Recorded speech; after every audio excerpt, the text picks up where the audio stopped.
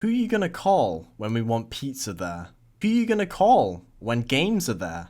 Who you gonna call when there's an animatronic bear? Come down to Freddy, Fazbear, Pizza, Fred, Bear, Bear. Five Nights at Freddy's. Everyone knows about this series. It's literally everywhere.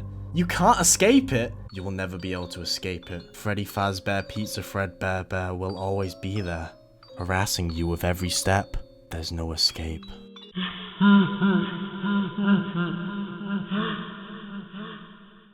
My opinion on this series is weird. On one hand, I absolutely fucking hate it. I think it's a cringy clusterfuck that's just trying way too hard to be both a horror game and a kids game.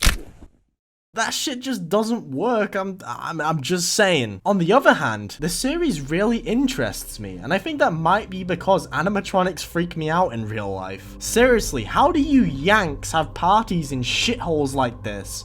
Are your standards that fucking low? Well, when it comes to the immense amount of games in the series, there is only one that I can safely say is the only truly scary one. The one that I actually consider a good horror game. And that one is the original Five Nights at Freddy's, which came out back in 2014.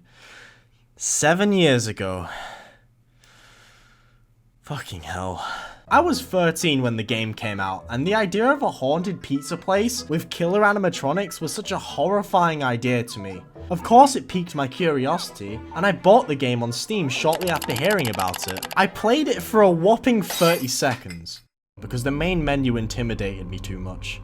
I made my friends play it as I watched, and even they got too scared to play it after night 2. Playing it now at the ripe old age of 20, this is what I do. I close both of the doors, which of course drains the power. Then of course Freddy appears playing his music once the power is drained, but just before he can jump scare me, I Alt F4. Well, at least I'm safe. The original Five Nights at Freddy's is the absolute king of atmosphere. It fucking oozes atmosphere. For starters, the ambient music. Why?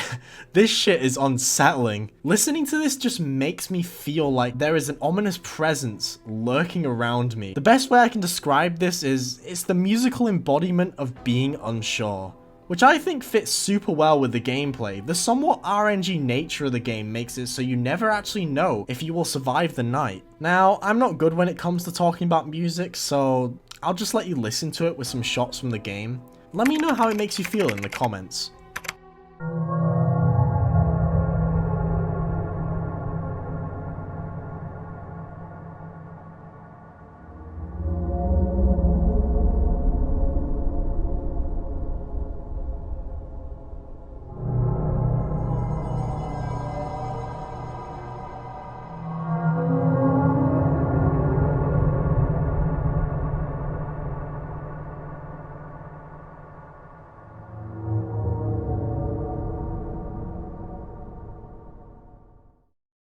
Regarding the audio of the game, you can hear noises in the distance too. Unique noises which can tell you where the animatronics are sometimes. For example, if you hear pots and pans, that means Chica is lurking in the kitchen. If you hear this unsettling groaning sound, it means one of the animatronics are either in front of you or just outside the door.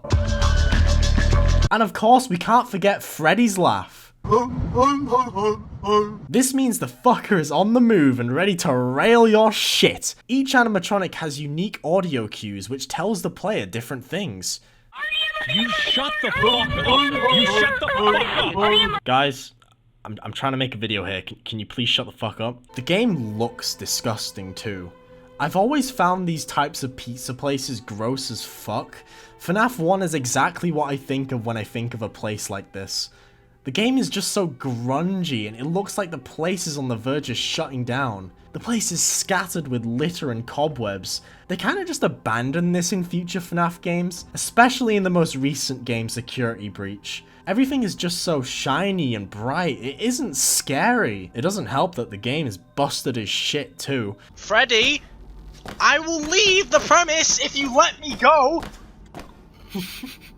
You're a fucking piece of shit, you know that? Everything in the first game just felt more realistic and grounded. Like it felt like this shit could easily happen in the real world, especially regarding the lore. The goddamn fucking lore in FNaF is infamous for how convoluted and messy it is. Now, I know this is hard to believe, but the lore in the first game is actually really good. Hello, Internet! I know, it's crazy, isn't it? A huge part of what makes a good horror game for me is the fear of the unknown. Things that aren't given a clear answer to let your imagination fill in the blanks. For starters, an incredible example is the Bite of 87. You were told about this briefly in a phone call from, phone guy. Yeah, that's his canon name. He mentioned something about an event where a child's frontal lobe was bitten off. But then there was the Bite of 87. Yeah. It's amazing that the human body can live without the frontal lobe, you know? That's all the information you're given. So you're left to wonder, which animatronic did this? You were given slight hints as to who did it. For example, Foxy. Pirate's Cove is constantly out of order in the game, and the jaw of the animatronic looks unhinged, like it was disabled by a mechanic. There's also Freddy's head. If you look closely, there are handprints on it like someone was trying to resist him from attacking. Well, sadly in 2021 we now know exactly what happened in the Bite of 87. It was Purple Fella's son, and it actually took place in 1983 in Fredbear's Pizza BDSM dungeon. I don't fucking care! You had to search for some of this lore in the first game, and by search, I mean you could easily miss a lot of this shit. Like this small sign on one of the cameras that talks about 5 kids going missing in the pizza place. The note then changes on another night about how the animatronics started to ooze blood and mucus and have a horrible stench to them. This obscure information told us that the missing kids' bodies were possibly stuffed inside the animatronic suits, causing them to become haunted. Well, we're shown this in the second game with a cutscene, and it was Purple Guy again that killed the kids. Let's go! Woo! This shit just worked better being more obscure and leaving interpretation up to the player. It felt way more unsettling to me personally. The visuals definitely helped to add to the unsettling factor of the game. Especially the designs of the animatronics. They all look so uncanny and weird. The fuck you saying, me, you little shit? They aren't perfect though. They do look a bit goofy at times.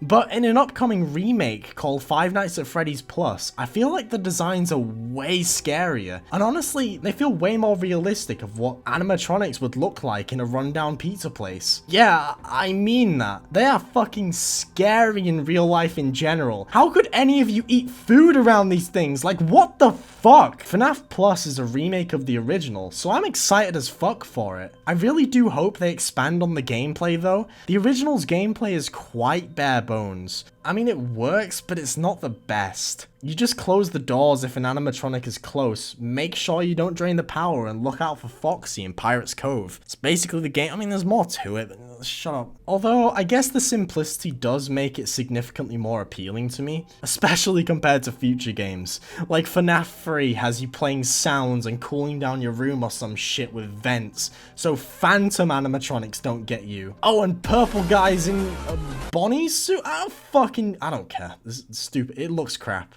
FNaF 3 was my breaking point. FNaF 2 was okay though, but it was the part where things started to become convoluted. A lot of the animatronics were really unsettling in FNaF 2 though, especially the withered ones. The new toy animatronics though, not so much. FNaF 1's the best one.